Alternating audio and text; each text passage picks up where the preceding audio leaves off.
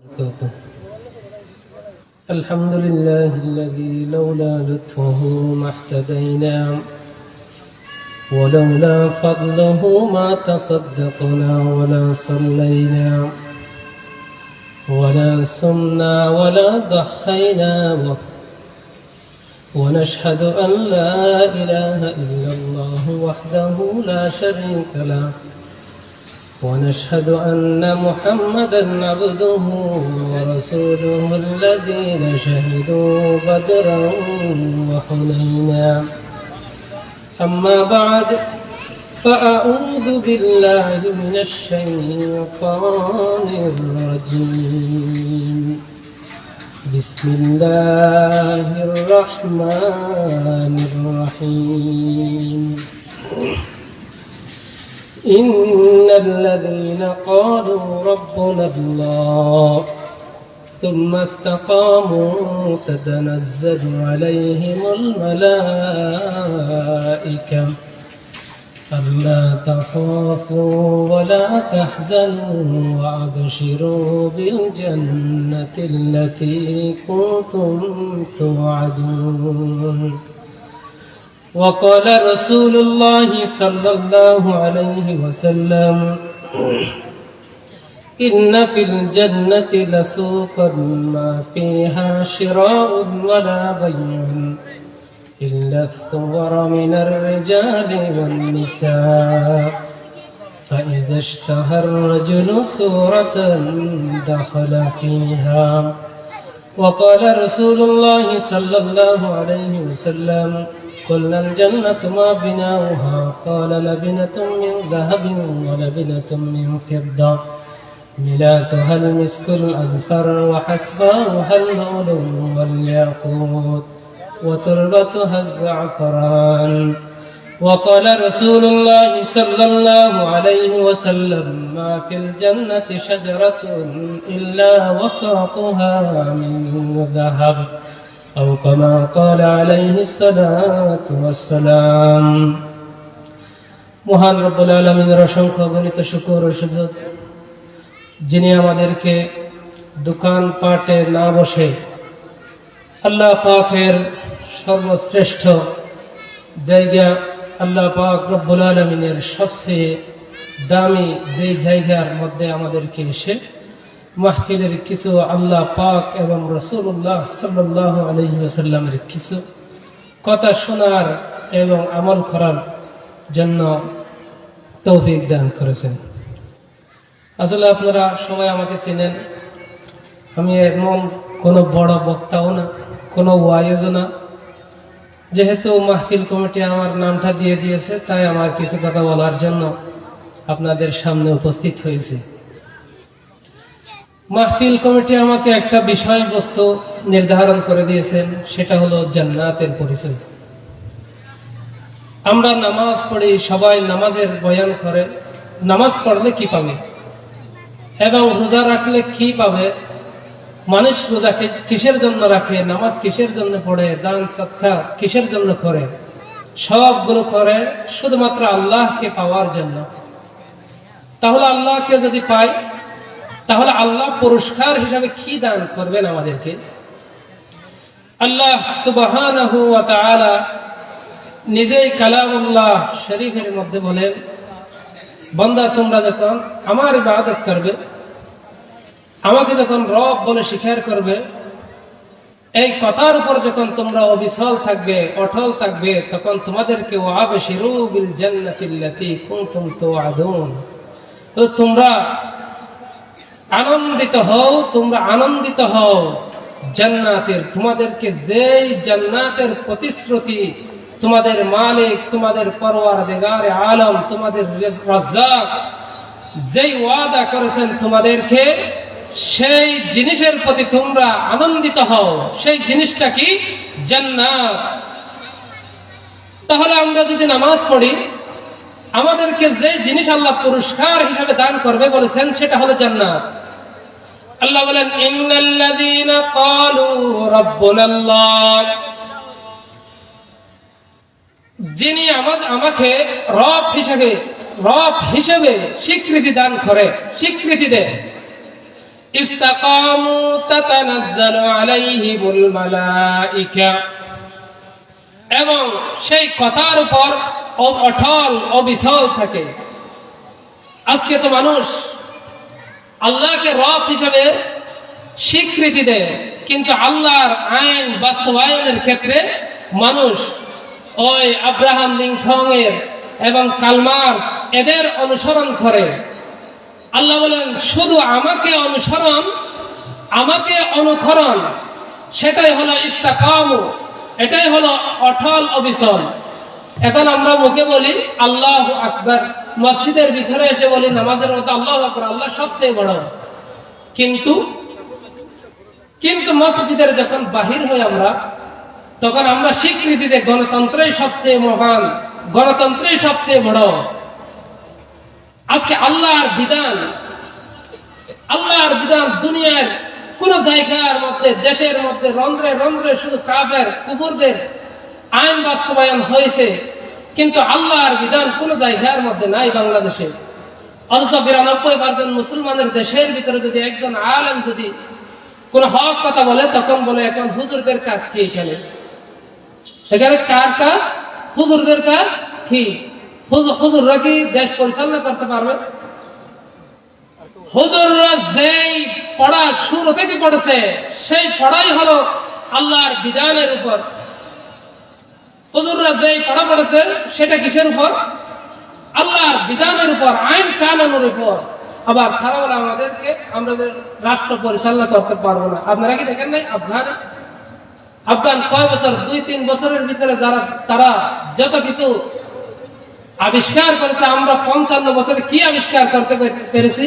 একটা সুতাও আমাদেরকে ওই চীন থেকে আনতে হয়। তাহলে তোমরা কি পেরেছো? আফগানের দিকে তাকাও, মোল্লারা কি পারে না পারে, তোমরা আফগানের দিকে তাকাও।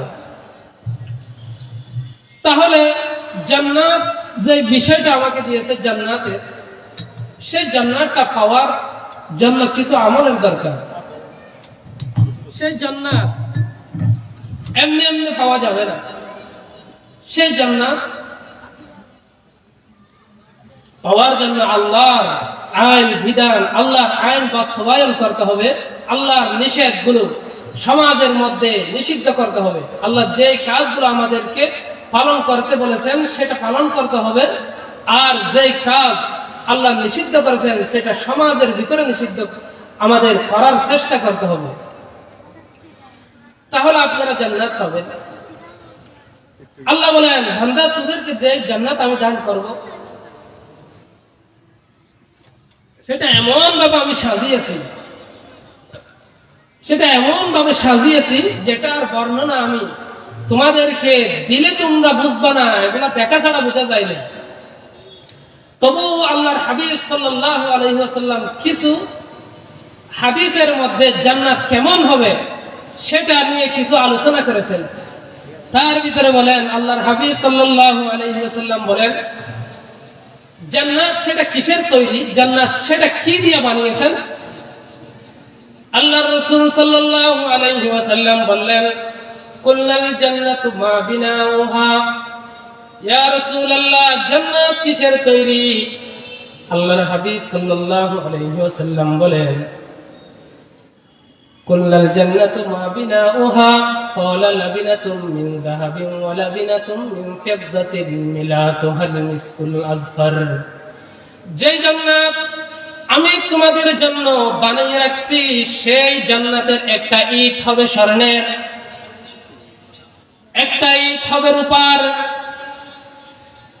মিলাতুহাল মিসকুল আযফার, স্বর্ণের ইট এবং রূপার ইট দুটোটা লাগানোর জন্য যেই খামির, যেই মশলা আমি ব্যবহার করেছি, সেটা হলো পৃথিবীর সবচেয়ে দামি জিনিস কস্তুরী।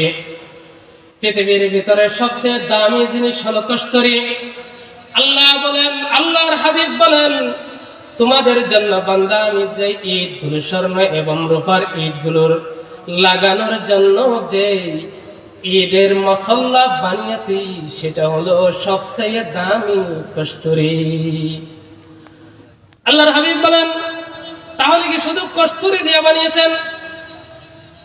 وملاكها المسك الأزفر وحصباؤها اللؤلؤ والياقوت আল্লাহ পাক রব্বুল আলামিন বলেন, বান্দা তোর ওই জান্নাতের ছাদের ভিতরে আমি যেই কঙ্কর লাগিয়েছি, ওই কঙ্কর কিসের জানোনি তোমরা? আমরা তো কঙ্কর পাথরের কঙ্কর ব্যবহার করি। আল্লাহ বলে, বান্দা তোর জন্য আমি যেই জান্নাত বানিয়েছি, সেই জান্নাত কোন দুনিয়ার পাথর নয় এবং ইটের কঙ্কর নয়। সেই কঙ্কর হলো ইয়াকুত পাথরের। ইয়াকুত পাথর কি? আবার ইয়াকুত পাথর এগুলো কি? ইয়াকুত পাথর এগুলো ছোট্ট ছোট্ট কতগুলো দানার মতো জিনিস। একটা দানা যদি গোটা দুনিয়াকে যদি 1,00,000 বার বিক্রি করে দেওয়া হয়, আল্লাহ বলেন দুনিয়াকে যদি 1,00,000 বার বিক্রি করে দাও, তাহলে ওই জান্নাতের ইয়াকুত পাথরের মধ্য থেকে একটা ইয়াকুত পাথর পাওয়া যাবে না। এটা কোথায় পাবে? এটা তো আল্লাহর বানানো। দুনিয়ার মধ্যে যদি এগুলো থাকলেই তো কিনা যাবে। তাহলে জান্নাতের যেই ছাদের ভিতরে যেই কঙ্কর ব্যবহার করা হবে, সেই কঙ্করের নাম হলো ইয়াকুত। ইয়াকুত পাথরের বর্ণনা আমি আপনাদেরকে দিয়েছি। একটা ছোট্ট পাথরও কিনা পাবে না এই দুনিয়া যদি 100 নয়, 1000 নয়, 1,00,000 কোটি বার যদি বিক্রি করা হয়। তাহলে আবার জিজ্ঞাসা করেন, কেমন সুন্দর, কেমন জান্নাত আল্লাহ আপনি এবং আমার জন্য বানিয়ে রাখছেন। আল্লাহ বলে, বান্দা শুধু ইয়াকুত পাথরের কঙ্কর দিব তা নয়, তোমাদের জন্য যেই গালিচা বিছাবো আমি, যেই বাগান সাজাবো জান্নাতের সামনে, যেই আঙ্গিনা, সেই আঙ্গিনার মধ্যে যেই লেক দেব, যেই ফুলের বাগান হবে, সেই ফুলের বাগানের গাছ হবে কি জানেন? জাফরান। জাফরান হলো 1 কেজি জাফরান। দুনিয়ার 1 কেজি জাফরানের দাম হলো 1,00,000 টাকা। তাহলে জান্নাতের ওই জাফরান কেমন দাম হবে? আল্লাহ বলেন, বান্দা তোর জন্য আমি ওই যে গাছ ব্যবহার করব, সেই গাছের নাম হলো জাফরান। তাহলে আল্লাহ বলেন, বান্দা তোমার জন্য যে জান্নাতের বাগান হবে, সেই বাগানের যে গাছ হবে, সেই গাছ কিসের? আল্লাহর হাবিব বলেন, মা ফিল জান্নাতি শাজারাতুন ইল্লা ওয়াসাকুহা মিন যাহাব। আল্লাহর হাবিব সাল্লাল্লাহু আলাইহি ওয়াসাল্লাম বলেন, জান্নাতের মধ্যে যে গাছ হবে, সেই গাছ হবে স্বর্ণের, সেই গাছ হবে স্বর্ণের। আরে ভাইরা আমার, বন্ধুরা আমার, আপনারা কোনদিন কি এত জায়গার ভিতরে ঘুরে দেখেছেন? কোনদিন কি দেখেছেন একটা স্বর্ণের গাছ? আপনারা কি কোনদিন দেখেছেন একটা স্বর্ণের গাছ? তাহলে আল্লাহ পাক রব্বুল আলামিন ওই স্বর্ণের গাছগুলো কাদেরকে দেবে? একবার যে মানুষ একবার আল্লাহু আকবার বলবে, আল্লাহু আকবারের বিনিময়ে আল্লাহ পাক রব্বুল আলামিন জান্নাতের ভিতরে একটা গাছ সৃষ্টি করবে। সেই গাছ হবে কিসের? মা ফিল জান্নাতি শাজারাতুন ইল্লা ওয়াসাকুহা মিন যাহাব।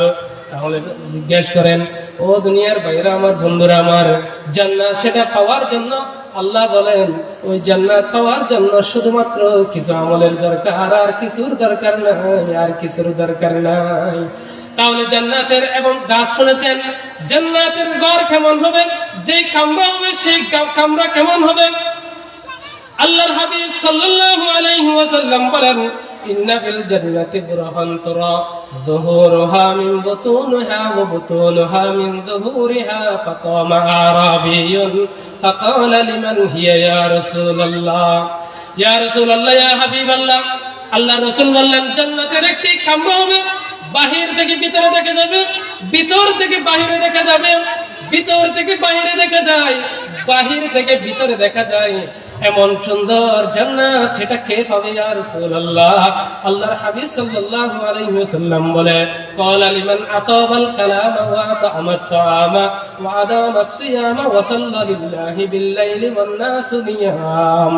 আল্লাহ বলেন, যে সদা সর্বদা সত্য কথা বলেন আর যে সদা সর্বদা রোজা রাখেন, এবং মানুষ যখন সবাই ঘুমিয়ে পড়ে, আল্লাহর বান্দা আল্লাহর ভয়ে তাহাজ্জুদের নামাজ পড়ে, আল্লাহর বান্দা ঘুমাতে পারে না, আল্লাহর বান্দা রাতে জাগ্রত হইয়া আল্লাহ পাকের কি করে নামাজ পড়ে, ওই বান্দার জন্য বাহির থেকে ভিতরে এবং ভিতর থেকে বাহিরে দেখা যায় এমন জান্নাত। আল্লাহর হাবিব সাল্লাল্লাহু আলাইহি ওয়াসাল্লাম বলেন, ও দুনিয়ার মানুষ, তোমাদের জন্য জান্নাতের ভিতরে একটা বাগান হবে, একটা বাজার হবে। সেই বাজার কিসের তৈরি? সেই বাজার হলো ইন্না বিল জান্নাতি লাসুকান মা ফিহা শিরাউন ওয়ালা বাইউন ইল্লা সুওয়ারা মিনার রিজালি ওয়ান নিসা ফাইযা ইশতাহার রাজুলু সূরাতান দাখালা ফিহা। আল্লাহু আকবার। আল্লাহর হাবিব বলেন, জান্নাতের ভিতরে একটি বাজার হবে, যেই বাজারের ভিতরে শুধুমাত্র বেচা কিনা হবে মানুষের অঙ্গ প্রত্যঙ্গ। সেই বাজারের ভিতরে শুধু কিনা হবে মানুষের অঙ্গ প্রত্যঙ্গ। আল্লাহ পাক রব্বুল আলামিন বলে, বান্দা, আমি তোমাকে যখন সৃষ্টি করেছি, তোমাকে এত সুন্দর করে বানিয়েছি, এই দুনিয়ার জান্নাতের ভিতরে এমন সুন্দর সুন্দর মানুষ আছে, তোমাকেও আমি এত সুন্দর করে দিব, আমি তোমাকেও সুন্দর করে দিব। কিন্তু আমার সৌন্দর্যটা তোমার সুন্দর নাও লাগতে পারে, সেজন্য আমি একটা বাজার বসাবো। সেই বাজারের ভিতরে শুধু থাকবে মানুষের অঙ্গ প্রত্যঙ্গ। সেই মানুষ যখন ওই বাজারের ভিতরে ঢুকবে, মানুষ মনে করবে, আয় আল্লাহ, এই হাত দেখলে মনে হবে হাত সেটা যদি আমার হতো। আল্লাহ বলেন, বান্দা, তুই ওই বাজারের ভিতরে ঢুকে বল, এই জান্নাতের ভিতরে এমন সুন্দর হাত, এটা যদি আমার হাতে কেমন ভালো হতো। সাথে সাথে বান্দা তোর ওই হাত হয়ে যাবে। আল্লাহ পাক বলেন, চোখ যদি আর কত দূর গিয়ে যখন দেখবা একটা চোখের একটা বাজার, শুধু চোখ আর চোখ, এখানে আর কিছু নাই। তখন চোখ যেটা তোমার পছন্দ, সেটা যদি তুমি অন্তরের ভিতরে বিন্দু পরিমাণ খেয়াল করো, সাথে সাথে ওই চক্ষু তোমার ভিতরে চলে আসবে। আর কিছু দূর গিয়ে দেখবা তোমার পা। আল্লাহ বলেন, ওই বান্দা, তোর পা সে ওইখানে কোন সুন্দর পা তুমি দেখো কিনা দেখো।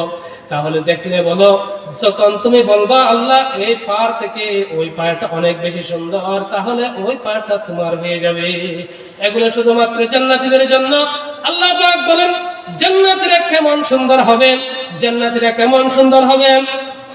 আল্লাহু আকবার। قال اول زمرة تدخل الجنة على سورة القمر ليلة البدر والثانية على لون احسن كوكب دري في السماء لكل رجل منهم زوجتان على كل زوجة 70 حلة।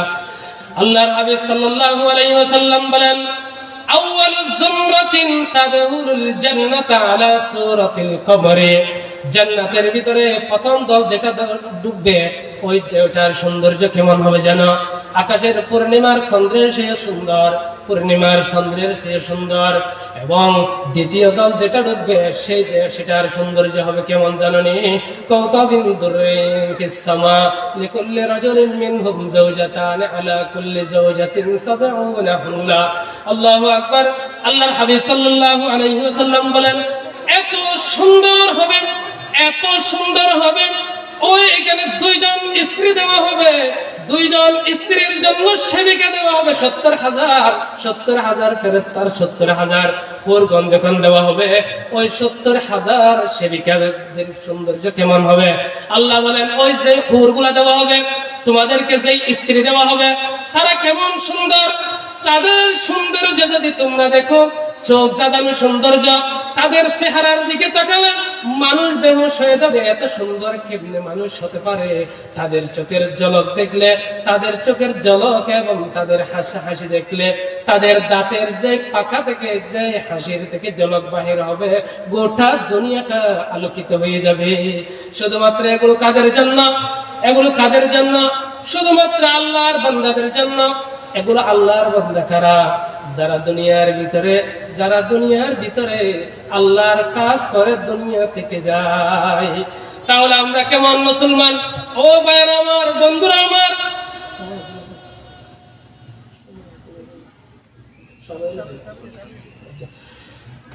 আমরা কেমন মুসলমান? আবু গারিবের কুখ্যাত আবু গারিবের কারাগারের ভিতর থেকে আমার এক বোনের চিৎকার শুনলে মানুষের অন্তর পর্যন্ত থেকে কেঁপে ওঠে না। ও মুসলমান, আমার বোন একটা চিঠি লিখেছিলেন, সেই চিঠির ভিতরে একটা কথা সেই লিখেছিলেন। ওই ওনার চিঠিটা পড়ে আমি সারা রাত কান্না করেছিলাম। এমন একটা চিঠির গল্প আমি আপনাদেরকে শোনাবো আজকে। আমার বোন ফাতেমা নূর নামক আমার বোন ইরাকের আবু গারিব, কুখ্যাত আবু গারিবের চিঠি, আবু গারিবের কারাগার থেকে 2004 সালের ভিতরে একটা চিঠি আমাদের জন্য পাঠিয়েছিলেন। সেই চিঠিটা কি জানেননি? ও ভাইয়েরা আমার, বন্ধুরা আমার বোন লিখেছিলেন, আমার ওই বোন মুসলিম বোন লিখেছিলেন, ও 200 কোটি মুসলমান, ও 200 কোটি মুসলমান, তোমরা 200 কোটি মুসলমান না হয়ে যদি একজন সালাউদ্দিন আইয়ুবী হইতা কেমন ভালো হইতাম। তোমরা যদি 200 কোটি মুসলমান আছি, কিন্তু একজন তারেক বিন জিয়াদ কেন আমার মুসলমানের ভিতরে নাই? 200 কোটি মুসলমান আছে, একজন খালিদ ইবনে ওয়ালিদ কেন আমার মুসলমানের ভিতরে নাই? ও মুসলমান, তোমাদের জন্য কেন আল্লাহ পাক শুধুমাত্র বিবাহ বাড়ির মেহমান হওয়ার জন্য কি পাঠিয়েছে? তোমার ভাই, তোমার বোন, আমি তোমার মুসলিম বোন, আজকে আবু গারিবের কারাগারের ভিতরে যে মুসলিম মেয়ে আমি জীবনের মধ্যে কোনোদিন আমার চেহারা পর্যন্ত কোনো পরপুরুষকে দেখাই নাই। আমাকে কোনো পরপুরুষ তো দূরের কথা, কোরআনে উল্লেখিত 14 জন পুরুষ সারা দুনিয়ার কোন মানুষ আমাকে দেখে নাই। আজকে মুসলিম কলিমা পড়ার কারণে আমি মুহাম্মদুর রাসূলুল্লাহর উপর ঈমান আনার কারণে যে আমার উপর অত্যাচার হচ্ছে, ভাইরা আমার, তোমাদেরকে ঘুম ভাঙবে না, তোমাদেরকে ঘুম ভাঙবে না। ওই লাল কুত্তা, আমেরিকার লাল কুত্তারা এমন কোন রাত নাই, এমন কোন দিন নাই আমাদেরকে উলঙ্গ করে আমাদের ইজ্জত আবরু সবগুলো প্রতিদিন নষ্ট করে। ও ভাইরা আমার, মুসলিম ভাইরা আমার, ও মুসলিম ভাইরা আমার, আমরা প্রতিদিন সকালবেলা ঘুম থেকে ওঠার পর আমরা প্রতিদিন চেয়ে থাকি, জানালার পাক দিয়ে চেয়ে থাকি, আমাদের ভাইয়েরা মনে হয় আসতেছে আবু গারিবের কুখ্যাত কারাগার ভাঙার জন্য, মনে হয় আমার ভাইয়েরা আসতেছে। আমার ভাইয়েরা সারাদিন সারা রাত তোমাদের দিকে তাকিয়ে তাকিয়ে যখন অন্ধকার হয়ে যায়, তখন আমি মনকে বোঝাই কি জানেন, হয়তো আমার ভাই এখনো বিবাহ বাড়ির মেহমান থেকে আসে নাই, এখনো আমার ভাইয়ের ঘুম ভাঙ্গে নাই। আর কখন ভাঙবে হো ভাইয়েরা আমার, ও ভাইয়েরা আমার, তোমাদের ঘুম কখন ভাঙবে? সারা পৃথিবীর মুসলমান ভাই বোনদের উপরে যে নির্যাতন হচ্ছে, ও ভাইয়েরা আমার, কতগুলো মানুষ আর এরকম কষ্টে পড়লে তোমাদের ঘুম ভাঙবে? তাহলে আমরা কেমন মুসলমান? ওই আমার বোন লিখেছিলেন, আজকে যদি সালাউদ্দিন আইয়ুবীর মতো যদি একজন সন্তান থাকতো, তাহলে আমাদের মতো মুসলিম বোনদের ওই কারাগারের ভিতরে আমেরিকার লাল কুত্তাদের অত্যাচার সহ্য করতে হতো না। 200 কোটি মুসলমানের অভাব নাই, কিন্তু একজন খালিদ ইবনে ওয়ালিদের খুবই অভাব। 200 কোটি মুসলমানের কোন জায়গায় অভাব নাই, কিন্তু একজন তারেক বিন জিয়াদের খুবই অভাব। ও দুনিয়ার মুসলমান, শুধু আল্লাহ পাক রব্বুল আলামিন আমাদেরকে এখানে পাঠায় না শুধু আনন্দ ফুর্তি করার জন্য।